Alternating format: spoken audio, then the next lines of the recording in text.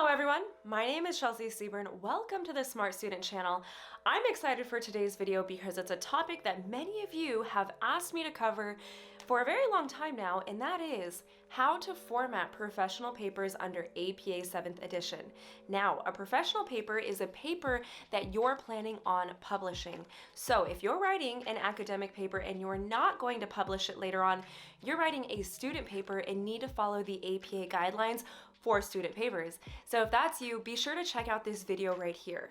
But for everyone else that is writing a professional paper, you're in the right place. And quickly, I do want to say that this video is time-stamped. So if you're only looking for one thing on how to format a professional paper, use those timestamps to navigate this video. And also, since this is a tutorial-heavy video, I like to point out that YouTube gives you the option to adjust the speed of which I talk. So you can either speed up or slow down the rate of this video, which can be very helpful for a lot of you. But with no further ado, let's go ahead and get started.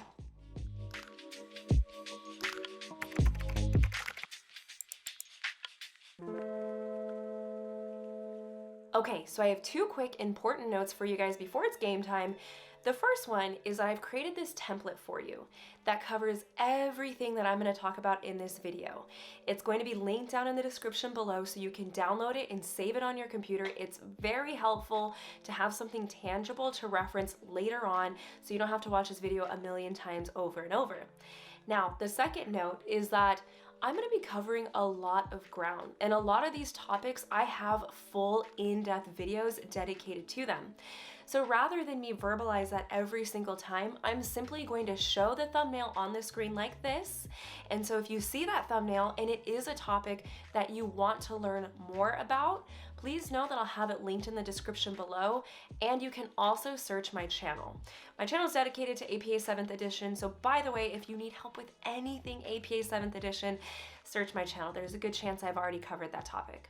But anyways, it's game time. Let's go ahead and jump into my computer and get this show on the road. All right, hello, welcome to my laptop. We're gonna start by setting up the general formatting for the entire document. So this is going to include setting your margins, setting your line spacing, choosing your font size and type, and setting your running head. So let's go ahead and talk about the margins first. Okay. So your margins under APA 7th edition need to be a 1-inch border around all edges of your paper. The good news is that this is generally the default setting in Microsoft Word and Google Docs. But to check, what you would do is go to Layout, select the Margins drop-down menu, and then just make sure that normal is checked. And if it's something different in Google Docs, I'm not sure, you just want to make sure that it has the 1-inch border around all 4 sides. And by the way, if you see 2.54 centimeters, that equates to 1 inch. That simply means your default metric system for your Word document is different than inches. So ours is 1 inch, so we're perfect there. Let's go back to the Home tab and set our line spacing next. For the line spacing, your entire document should be double spaced. Now to change this, you want to come up here to the toolbar under the paragraph section and select the line spacing drop-down menu. You want to change it to 2.0 like this. You want to make sure to go back into your line spacing options, however, and make sure to check this box of don't add space between paragraphs of the same style. I've checked it, so we're good. We'll select OK, and we're done with the line spacing. A quick note I'd like to make is that the reason you can't see the line spacing drop-down menu from this view is because I have it to half a screen. If you'll notice, when I expand my Word document, now I could have just gone up to the line spacing options like that. I just want to be clear, so as I'm going through this tutorial, if you're wondering why you see something or don't see something on my screen, that is why. But now let's talk about your font size and type. I'm going to list out all the acceptable fonts on the left-hand side of the screen while I set up the formatting on the right. So personally, I'm a fan of Times New Roman size 12 because I believe this is the most universally accepted and familiar font that people use in the academic realm. To set this, you want to come up here to the toolbar, change the font from Calibri to Times New Roman, and then change the 11 to a size 12. Just like that, our font size and type is good to go. Now let's talk about the last element in the general formatting, which is setting your running head. The first thing I recommend doing is double-clicking in the header ribbon just like that, so that way the layout menu pops up. From here, let's start by inserting the page number. You want to select the page number drop-down menu, select page number, and then ensure that it's aligned on the right-hand side of your paper. I'm going to select OK, and then if you'll note, a number 1 pops up in the right corner. Perfect. Now we want to type our running head. And your running head should be a shortened title of the main title of your paper. So mine, even though you can't see my title yet, might be something like this. Now, a quick note I would like to make is that you want to make sure to go back to the Home tab because there's a good chance that the font for your running head will need to be changed to reflect the font for the rest of your paper. Mine does, so I'm going to highlight it and select Times New Roman. It is a size 12, so we're good there. Also, a couple notes about your running head is that it can be up to 50 characters long. This includes spaces, words, and letters. So if you need to check that, simply highlight it and use the word count feature down here in the left corner. Mine is 39 characters, so we have plenty of words and spaces to spare, so we're good there. And then lastly, please note how the running head is typed out in all caps. But once you're finished with that, I recommend double-clicking anywhere on your blank document and your running head is officially set. But now let's move on to setting up the elements on your title page. And I've zoomed in so you can see exactly what I'm doing. So first things first, I recommend hitting enter roughly 3 to 4 times. So 1, 2, 3, 4. Next, you want to make sure to center your cursor in the middle of your page. Now we're going to start with the first element in your title page, which is the title of your paper. To do this, you first want to bold your text and then type out your title right where your cursor is, where we placed it last. I have a few notes about the title before we move on to the next element. And the first one is that your title should always be typed out in capital case, meaning that all major words are capitalized. Now, there is no technical word count or word limit on how long your title can be. So if your title is overly long, or perhaps you have a subtitle, you want to make sure to include it on the second line like you see it is on the template. That being said, your title needs to convey the meaning of your paper. So in other words, what is your paper about? Someone should be able to read your title and understand what your paper is going to be discussing. That being said, you do want to make it short, concise, yet descriptive. So you want to find the right balance between the two. But then you want to make sure to hit enter twice, leaving a gap between the title and your name. But the first thing you want to do to begin the naming element is make sure to unbold your text. From here, you're going to type out the authors associated with this paper. Now, let's just say you're the only author, you would use a first, middle initial, last name formatting like this. Simple enough? Now, let's say you weren't the only author writing this paper, you had 2 or 3. Then you would want to include them like this. As you can see, all of the names still follow the same formatting, but they're separated with a comma and the word "and" between the last 2. Something else I'd like to point out is that they're not in alphabetical order. This is because when you're including authors on your title page, you want to include them in the order of contribution, meaning that the author who contributed the most to this paper should come first, followed by the second, third, so on and so forth. Now you might be wondering what these superscript numerals are. I'm going to get into that right now when we start the affiliation line. So you want to make sure to hit enter 1 time to begin on a new line, just like I did there. Here, you want to type out the affiliations associated with each author of the paper. And now the most common affiliation you're going to see is where you include the author's department they're associated with, as well as the university they're attending. So I'm going to go ahead and paste in the examples for these 3 authors. Mind you, I've created these specifically to cover all the scenarios you might run into. So let's go ahead and explain these. First, I want to talk about the superscript numerals you see. Please note how there's a superscript number 1 after Kelly's last name, and then there is a 1 superscript numeral to match at the beginning of the first affiliation. That's simply to demonstrate that this is Kelly's affiliation. As you'll note, Sarah's is number 2, which comes second, and then Eric has a 3 and a 4. This is because he has 2 different affiliations, which you would need to include on the title page. With that, we're finished with the affiliations, but now let's talk about the differences between all of these. So like I said, this first one is your most common affiliation you're going to see, and that is that Kelly is associated with the Department of Psychology and she's attending Chestnut Hill College. Perfect. Next, we have Sarah. And hers is an example of if she were attending a non-educational institution or organization. In this case, you want to include the organization and the location. Mind you, anytime you're including the location on the title page, it's always going to have the city, state, and country associated with the location. So here we have the Educational Testing Service, which is the organization that is located in Princeton, New Jersey, United States. Now, moving on to Eric. His first affiliation follows the formatting for your traditional affiliation, and that he's associated with also the Department of Psychology, but he's attending Bowling Green State University. His second affiliation is a private practice, and so if you're associated with a private practice, you would simply include the location of that private practice, which in this case is Rochester, New York, United States. But with that, we're finished with the affiliations, so now let's move on to the bottom portion of your title page where the author note is. And the first thing I recommend doing is hitting enter roughly 2 to 3 times. Mind you, when we're finished with all the elements on the title page, we're going to go back and adjust the line spacing just a little bit to make it look nice. Simply put, the author note is where you're going to include any additional information about the authors.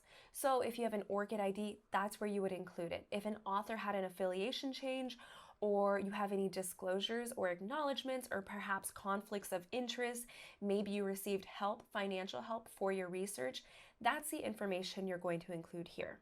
This is also where you're going to include the correspondence address for the receiving author. To start, you want to bold your text and type out the words author note, just like that. From here, hit enter 1 time, unbold your text, align your text flush left, and then you're going to start with the first author notes, which would be the ORCID IDs. Something to note about the author note is that each new note should begin on its own line, and that line should always be indented inward 1/2 inch. Think of each author note as starting a new paragraph in which you would always indent to start. The first element will be the ORCID IDs for any of the authors who have one. So let's say Kelly does not, but Sarah and Eric do. I would include those like this. Please note how the formatting of the naming stays the same. You then have the logo for the ORCID ID, followed by the actual ORCID ID. Now I quickly want to address the logo of the ORCID ID because the APA manual does ask that you include it in this element, and quite frankly, I'm not sure how to create that on Microsoft Word, so if any of you know how to or a shortcut, comment it down below and I'll pin that to this video. But for everyone else, I'm going to include a link to this article in the description because you can copy and paste it from this article into your Word document for easy formatting. But now let's move on to the next element in the author note, which is going to be any changes of affiliations if an author has one. To start this, I'm going to hit enter 1 time. And again, you want to hit tab to indent this line inward. Let's say it were Kelly who had the affiliation change. I would type it out something like this, starting with her name and then including the information associated with her affiliation change. Next, you would move on to any disclosures and acknowledgments you have for this paper. Again, you want to make sure you're on a new line, you want to hit the tab key 1 time, and then include that information. If you have nothing to disclose, you would simply type out, "We have no conflicts of interest to disclose," just like that. And then you're going to move on to the final element in your author note, which is the correspondence line. Again, you want to hit tab, and then you want to include the correspondence information associated with the author that is going to be receiving it. In this example, let's say that were Kelly. You would type it out like this. You always want to start with correspondence concerning this article should be addressed to, and then note how there is the mailing address information and email address for Kelly, so that way anyone reading this paper could contact her if they wanted to. But with that, the title page is officially finished. I'm going to zoom out so you can see what we did. 1 second. And here we are. So the last thing you want to check for is to make sure your line spacing is appropriate. And quite frankly, I think we did a good job. So let's say that when you're done, it looked something like this. You would simply want to hit enter until the last line on the author note is at the bottom line. And then you want to make sure the gap from the top of the page and the middle of the page is relatively similar. To begin the abstract, you want to hit enter 1 time. You then want to center your text, bold your text, and type out the word abstract like this. Next, you're going to hit enter again, unbold your text, realign your text flush left, and then go ahead and type out your abstract. Please note how it's not indented inward on the first line or quite frankly any other lines, because the abstract should be included in a long block text formatting like you see it is here. And I do want to make a quick note about the abstract, and that is that it's one of the most important pages in a professional paper. This is because oftentimes a reader will, one, read this first, and a lot of times only read the abstract. They do this because the abstract is a window into your entire paper. It should tell the reader a very condensed version of what exactly is in your paper. And per APA 7th, an abstract should be no more than 250 words. Now, the last element on the abstract page are your keywords. To begin your keywords, you want to hit enter 1 time. You do want to indent inward, signifying that these are the keywords and they're not a part of the abstract. You're going to italicize your font to type out the word keywords.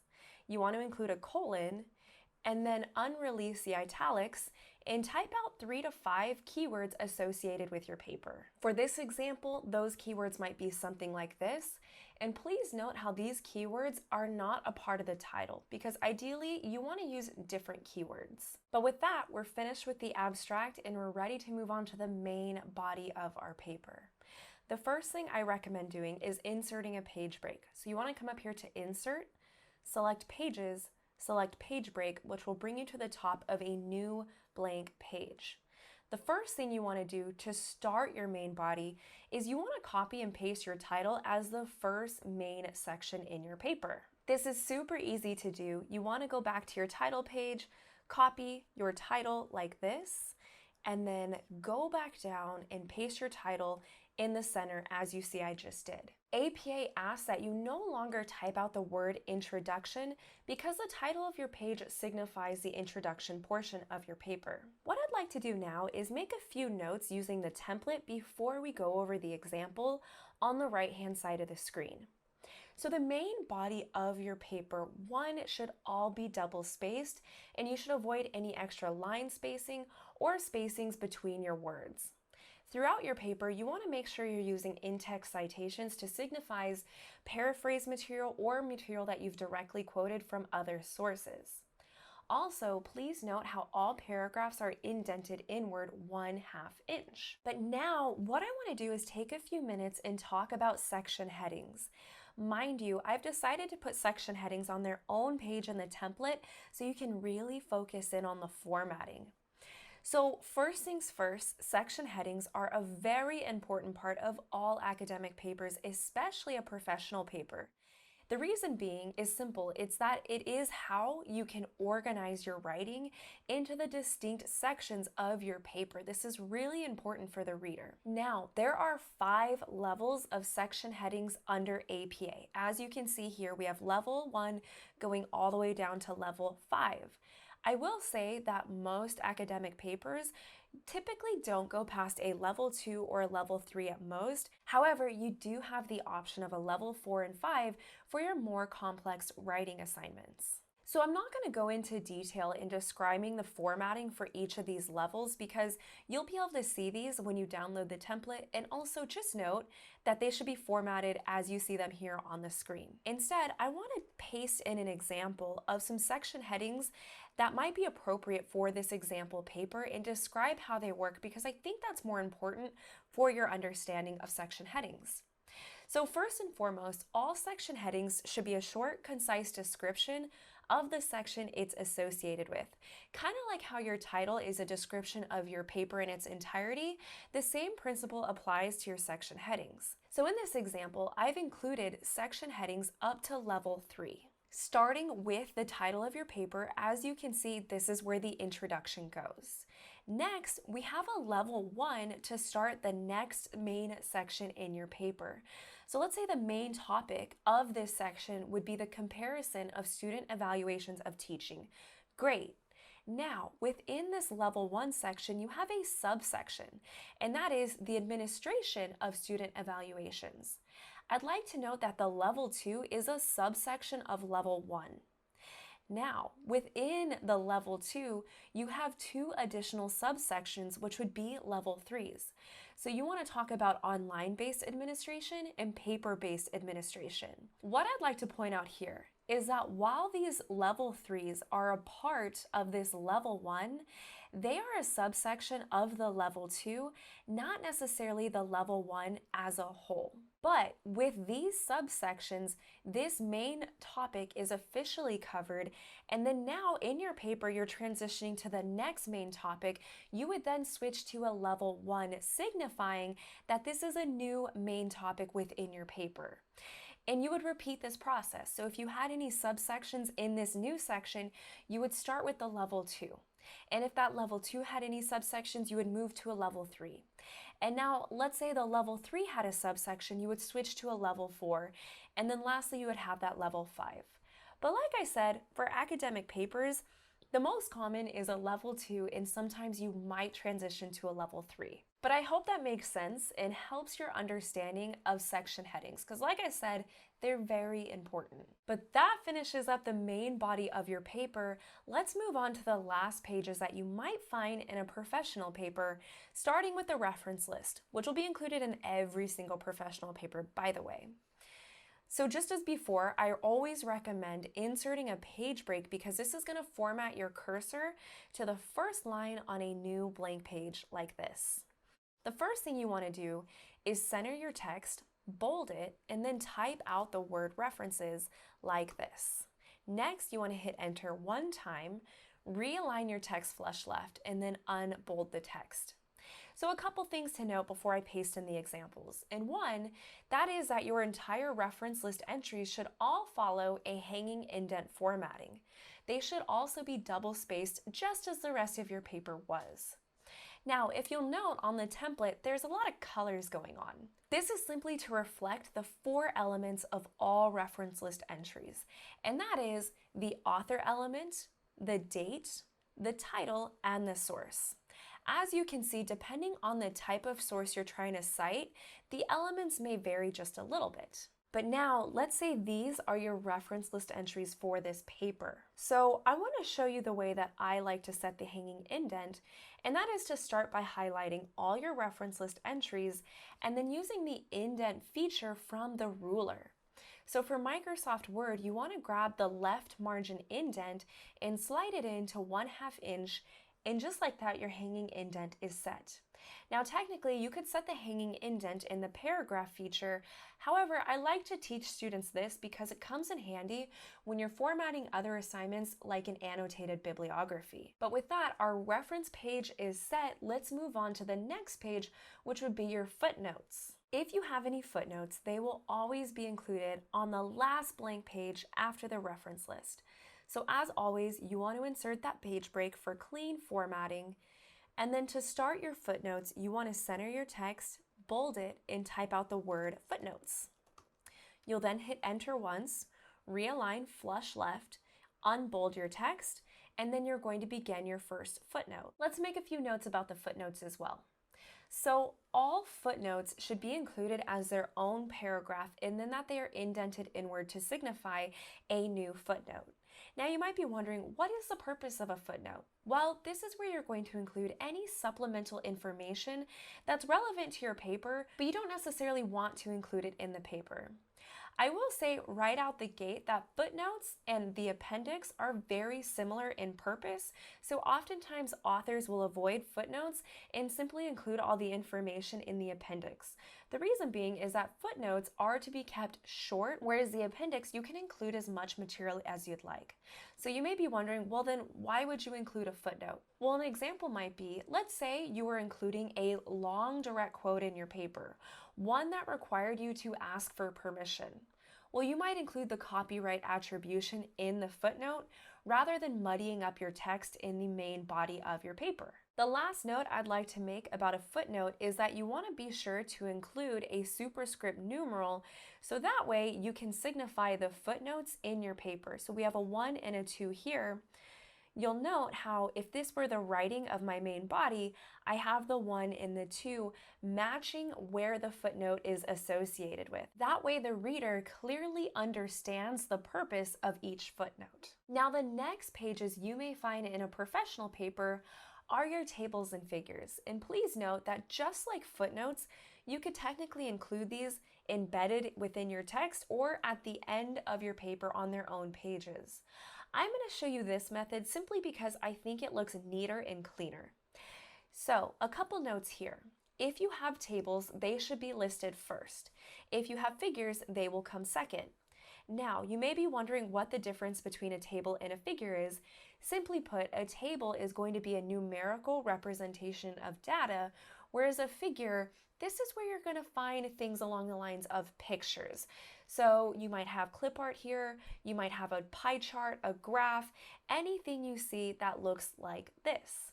If you do have more than one table or figure, you want to make sure to include them on their own page, just like you see I've done this here. For time purposes, that's all I'm going to say on tables and figures, because now let's go ahead and move on to the final component in a professional paper, which would be your appendix.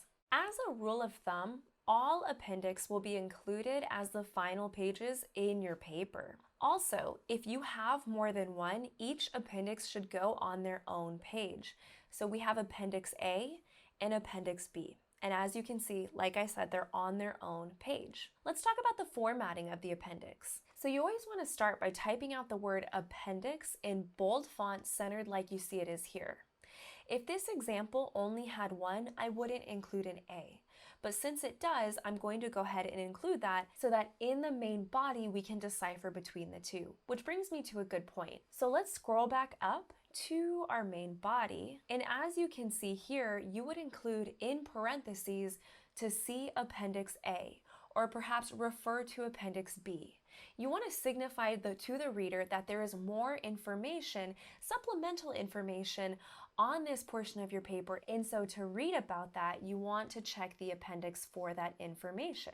Also, while the information is considered inappropriate for the main body of your text, you still want to make sure that it helps the reader understand or evaluate your writing. But with that, that is officially the last page to be included in a professional paper. And that wraps up today's tutorial. I hope you found that useful because I know for publishing papers in APA formatting, there's quite a few moving parts. So I hope this video helps simplify this for you at the very least. And again, don't forget to download this template. I made it just for you guys because I know how helpful it is to have something to reference in real time while you're writing your papers so you don't have to watch this video 100 times. But anyways, for everyone that's been here, thank you so much. It's your support that allows me to keep doing what I do. So as always, be sure to give this video a big thumbs up, share it with your friends, and subscribe to this channel for more videos like this every week. Thanks, guys.